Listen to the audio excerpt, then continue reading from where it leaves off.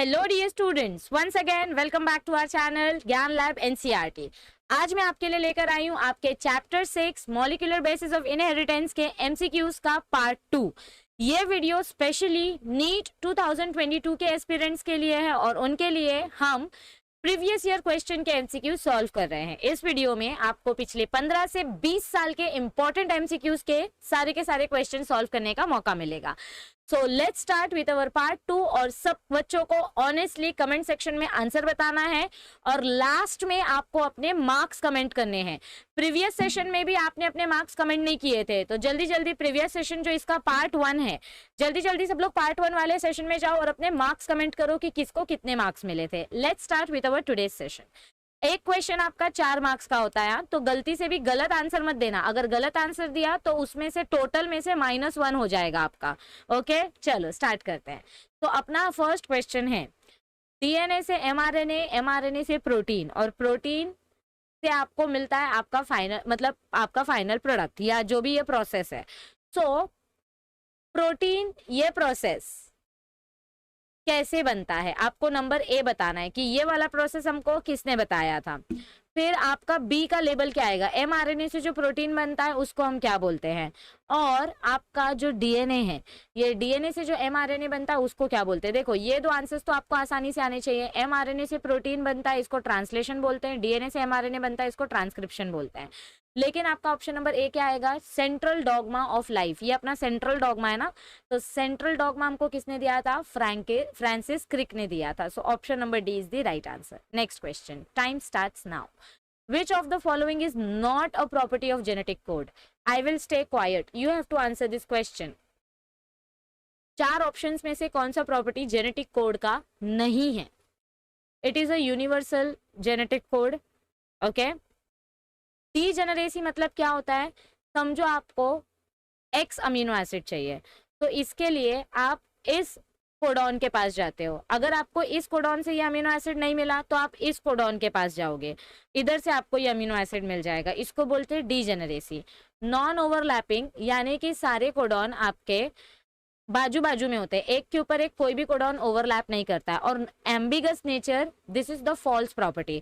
आपका genetic code actually non ambiguous होता है। नॉन एम्बिगस मतलब एक जेनेटिक कोड से एक ही अमीनो एसिड बनेगा, इससे कभी दूसरा अमीनो एसिड नहीं बनेगा। ये वफादार होता है, ये जो जेनेटिक कोड है ये वफादार होता है। तो it is non ambiguous, it is very loyal, it will produce only 1 amino acid. Next question, gene of interest can be selected from a genomic library using dash. चलो नीट क्वेश्चन है आपका। अगर आपको आपका जीन ऑफ इंटरेस्ट चाहिए और आपके पास पहले से जीनोमिक लाइब्रेरी है जहां पे हम अपना जेनेटिक डीएनए या डीएनए स्ट्रैंड का कॉपी स्टोर करके रखते हैं, तो वहां से हम अपना जीन ऑफ इंटरेस्ट कैसे ले सकते हैं। अभी लैब में जाके या लाइब्रेरी में जाके आप ओरिजिनल डीएनए तो चुरा नहीं सकते, आपको उसका कॉपी बना के लेना पड़ेगा। तो कैसे ले सकते हैं हम जीन ऑफ इंटरेस्ट, कैसे ले सकते हैं। समझो मुझे कैंसर सेल के ऊपर स्टडी करना है, तो मुझे कैंसर के सैंपल सेल्स चाहिए, तो वो मैं कैसे ले सकती हूँ। Yes everybody, with the help of DNA probes, यानी कि डीएनए प्रोब्स की मदद से हम अपने डीएनए सैंपल का कॉपी बना के ले सकते हैं। Next question, in an inducible operon the genes are. Inducible operon मतलब क्या होता है, जब आपको जरूरत होगी तभी ये ओपेरॉन स्टार्ट होगा, अगर जरूरत नहीं है तो ये ओपेरॉन स्टार्ट नहीं होगा। तो इंड्यूसिबल ओपेरॉन के बारे में स्पेशल प्रॉपर्टी क्या बताई गई है, क्या ये हमेशा एक्सप्रेस होता है, नो।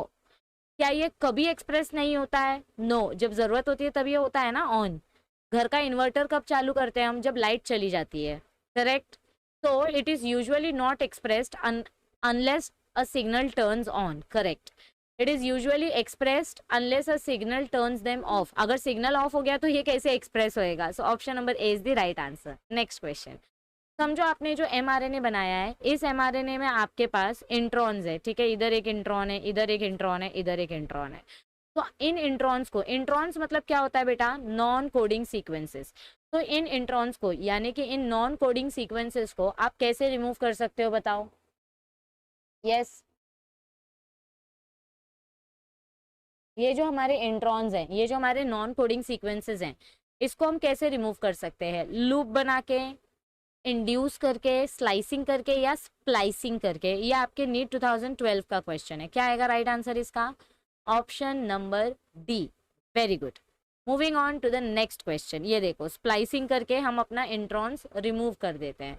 चलो, अगर आपके एक डीएनए स्ट्रैंड में ये सीक्वेंस दिया गया है, तो इसका जो आरएनए स्ट्रैंड बनेगा उसका सीक्वेंस क्या होगा? देखो, अपना जो डीएनए का कोडिंग स्ट्रैंड होता है, सेम टू सेम आरएनए का सीक्वेंस होता है। सेम टू सेम किसका सीक्वेंस होता है? आरएनए का। सिर्फ कोडिंग स्ट्रैंड में जहां पर ए होगा, उधर पे आरएनए स्ट्रैंड में, देखो बेसिकली कोडिंग स्ट्रैंड में अगर ए जी सी है, तो आपके आरएनए सीक्वेंस में क्या होगा? ए के साथ टी बाइंड करता है, ओके, और जी के साथ क्या बाइंड करता है? सी बाइंड करता है, और सी के साथ क्या बाइंड करता है? जी बाइंड करता है, करेक्ट। लेकिन आरएनए में तो टी हो ही नहीं सकता, तो जहां पे ए होगा उसके बजाय यहाँ पे आपको क्या देखने को मिलेगा? सॉरी, जहां जहां पे टी होगा वहां वहां पे आपको यू रिप्लेस करना है। तो इधर देखो, आपका ए किसके साथ बाइंड होता है? यू के साथ बाइंड होता है। टी किसके साथ बाइंड होता है? ए के साथ। सी किसके साथ बाइंड होता है? जी के साथ। अब इधर पे टी दिया है, तो टी किसके साथ बाइंड होगा? ए के साथ। देखो बेसिकली ये क्वेश्चन क्या दिया गया है, अगर आपके डीएनए के एक स्ट्रैंड में ये सीक्वेंस है, ये कौन सा स्ट्रैंड है वो नहीं बताया ना, ये टेम्पलेट स्ट्रैंड है कि कोडिंग स्ट्रैंड है वो नहीं बताया, सिर्फ स्ट्रैंड दिया है। तो अगर आपको स्पेसिफिकली नहीं बताया है कि ये कौन सा स्ट्रैंड है, तो आप इसको हमेशा टेम्पलेट स्ट्रैंड अज्यूम करोगे। तो टेम्पलेट स्ट्रैंड से आपका जो आरएनए बनेगा उसका आंसर ये आएगा, ऑप्शन नंबर बी आएगा। Is this clear everybody? अगर आपको टेम्पलेट स्ट्रैंड, मतलब आपको बताया नहीं है कि it is a coding strand या टेम्पलेट स्ट्रैंड, तो आप इसको टेम्पलेट स्ट्रैंड अज्यूम करोगे। अगर इधर दिया होता if coding strand of DNA, तो आपका आंसर क्या आता? आपका आंसर आता डी, क्योंकि यहाँ पे आपका ए के जगह पे ए है। नहीं, ये भी नहीं आता, ऑप्शन ही नहीं दिया है इधर पे, ऑप्शन ही नहीं दिया है। सो अपना ऑप्शन नंबर बी ही सिर्फ राइट आंसर है, ओके। अगर कुछ भी नहीं दिया है मतलब ये टेम्पलेट स्ट्रैंड है, ओके। चलो नेक्स्ट क्वेश्चन।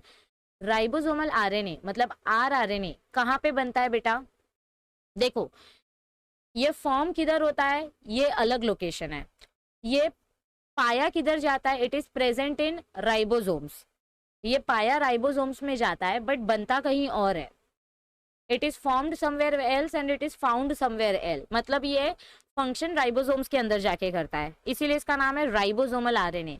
बट ये बनता किधर है? हमने पढ़ा था 11th स्टैंडर्ड में सेल स्ट्रक्चर में, अपना जो सेल होता है उसके अंदर जो न्यूक्लियस होता है, न्यूक्लियस के अंदर न्यूक्लियोलस होता है। न्यूक्लियोलस का फंक्शन क्या होता है बेटा? Synthesis of ribosome. So option number B is the right answer. Next question. Which one of the following is not a part of transcription unit in DNA? अगर आपको ट्रांसक्रिप्शन यूनिट की बात करें तो ये अपना डीएनए है, ये अपना ट्रांसक्रिप्शन यूनिट है, ठीक है।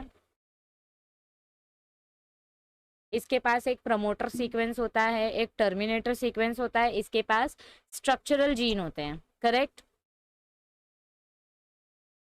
इसके पास क्या चीज नहीं होती है? It has promoter, it has terminator, it has structural gene. Inducer किधर आता है? ये ऑपेरॉन में आता है। ये अपने नॉर्मल ट्रांसक्रिप्शन यूनिट में आएगा क्या? Tell me. 3 2 1। The correct answer is option number A. Inducer नहीं होता है ट्रांसक्रिप्शन यूनिट में। Next question. Removal of RNA polymerase 3 from nucleoplasm will affect the synthesis of. देखो, आपके महाराष्ट्र बोर्ड के टेक्स्ट बुक में और आपके एनसीईआरटी के टेक्स्ट बुक में डायरेक्ट ये लाइन दी गई है कि आपका आरएनए पॉलीमरेज 1 क्या बनाता है, आरएनए पॉलीमरेज 2 क्या बनाता है, और आरएनए पॉलीमरेज 3 क्या बनाता है, और आपको इन तीनों के फंक्शंस बाय हार्ट होने चाहिए। तो क्या आंसर आएगा? आरएनए पॉलीमरेज 1 क्या कंस्टिट्यूट करता है, 2 क्या कंस्टिट्यूट करता है, 3 क्या कंस्टिट्यूट करता है? जल्दी जल्दी चैट बॉक्स में बताओ, come on, hurry up, be my active students. Yes, अगर आरएनए पॉलीमरेज 3 निकाल दिया तो इसमें से कौन सा प्रोडक्ट नहीं बनेगा? यस, ये देखो, आपका आरएनए पॉलीमरेज 1 आरआरएनए बनाता है, आरएनए पॉलीमरेज 2 एमआरएनए और एसएनआरएनए बनाता है, और आरएनए पॉलीमरेज 3 5s आरएनए और टीआरएनए बनाता है। सो अगर मैंने आरएनए पॉलीमरेज 3 निकाल दिया तो टीआरएनए बनना बंद हो जाएगा। Next question. What are the structures called that give an appearance as beads on string? देखो, हमारे डीएनए में हमको ऐसा कुछ स्ट्रक्चर देखने को मिलता है, करेक्ट, बीड्स ऑन स्ट्रिंग जैसा स्ट्रक्चर देखने को मिलता है। तो इस स्ट्रक्चर को हम क्या बोलते हैं? जब हम अपने डीएनए को इलेक्ट्रॉन माइक्रोस्कोप में देखते हैं तो हमको हमारे डीएनए का स्ट्रक्चर बीड्स ऑन स्ट्रिंग जैसा देखने को मिलता है। तो ऐसे स्ट्रक्चर को हम क्या बोलते हैं? Yes everybody, come on, tell me quickly, क्या आएगा इसका आंसर? 10 seconds, fast. मैंने तो डायग्राम भी ड्रॉ करके बता दिया, और क्या चाहिए लाइफ में तुमको? Yes, 2, 1, time up. क्या आएगा? Nucleosome, absolutely correct. Next question, question number, ये देखो न्यूक्लियोसोम। चलो next question, question number 39। The unequivocal proof of DNA as the genetic material came from the studies on unequivocal proof of DNA, यानी कि which was not very much famous। ये हमको किधर से देखने को मिला? मतलब अपना डीएनए ही अपना जेनेटिक मटेरियल है, ये हमको कैसे पता चला? कौन से मॉडल ऑर्गेनिज्म से पता चला? बताओ। Yes, come on tell me quickly. कौन सा मॉडल ऑर्गेनिज्म हमने यूज किया जिससे हमको पता चला कि हमारा डीएनए हमारा जेनेटिक मटेरियल है? बैक्टीरियोफाज। हर्शी एंड चेज ने क्या यूज किया था बच्चों? बैक्टीरियोफाज, यानी फाज यानी वायरस। किसका वायरस? बैक्टीरिया का virus. So option number D is the right answer.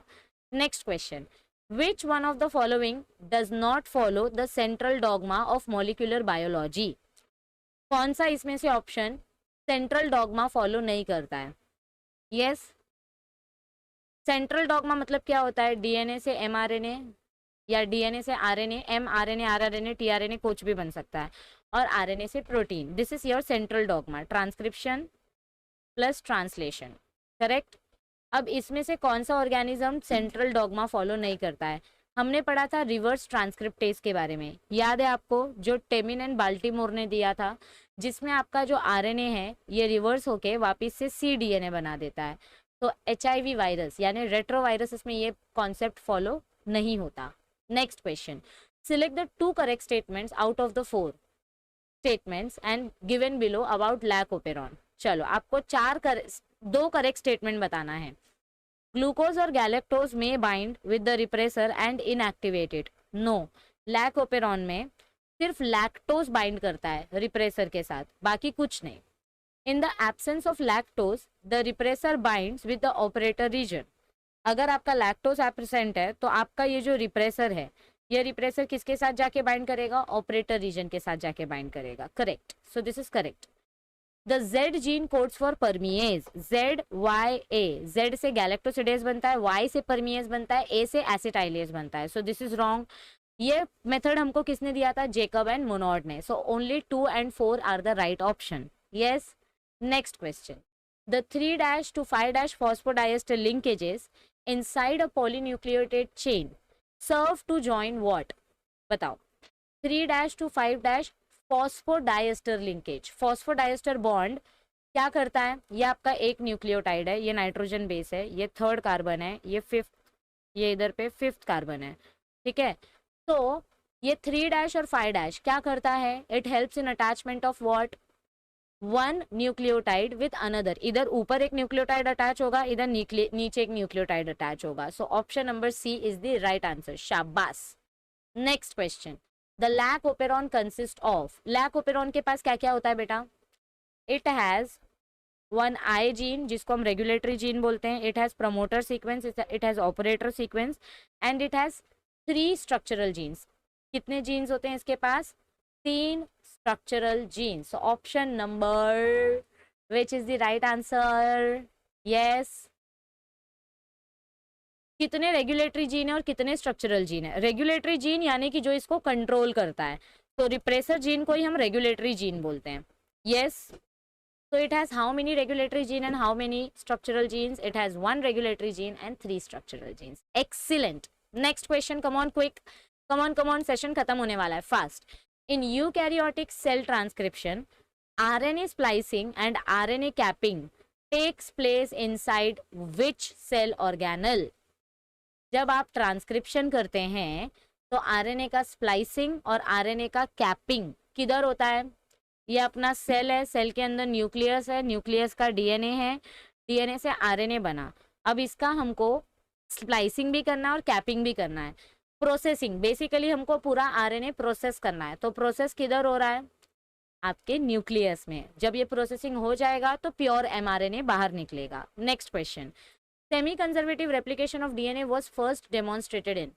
देखो, टेलर ने सेमी कंजर्वेटिव रेप्लिकेशन किया था विंशिया फाबान में, ओके, और मीसलसन एंड स्टाल ने सेमी कंजर्वेटिव रेप्लिकेशन किया था ई कोलाई में। सबसे पहले मीसल्सन एंड स्टाल ने एक्सपेरिमेंट किया था। तो इस क्वेश्चन का राइट आंसर क्या आएगा बोलो? यस, ऑप्शन नंबर, ये हमने ट्रांसफॉर्मेशन के लिए यूज किया था।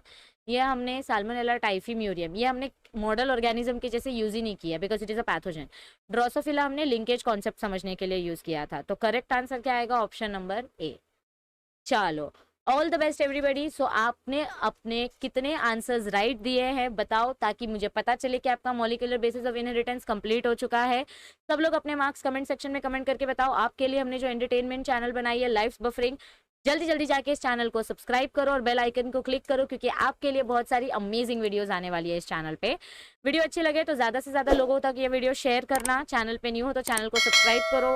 आपका हमें बहुत सारा प्यार मिला है हमारे महाराष्ट्र बोर्ड वाले चैनल पे, उतना ही प्यार हम अपने एनसीईआरटी वाले चैनल पे भी पाना चाहते हैं। तो make sure that you share this channel with everyone, ताकि सबका नीट 2022 अच्छे से प्रिपेयर हो सके। Okay, and all the best for your preparation. जल्दी मिलेंगे with live session with next MCQ chapter. तब तक के लिए stay tuned and marks comment करो। चलो चलो, चीटिंग नहीं चाहिए। कितने क्वेश्चंस राइट थे, कितने क्वेश्चंस रॉन्ग थे? राइट क्वेश्चंस को 4 से मल्टीप्लाई करो। Okay, right into 4 marks. और कितने क्वेश्चन रॉन्ग थे -1 करते जाओ। सो मिलते हैं जल्दी जल्दी जल्दी। सब लोग मार्क्स कमेंट करो। Stay tuned. Thank you, see you.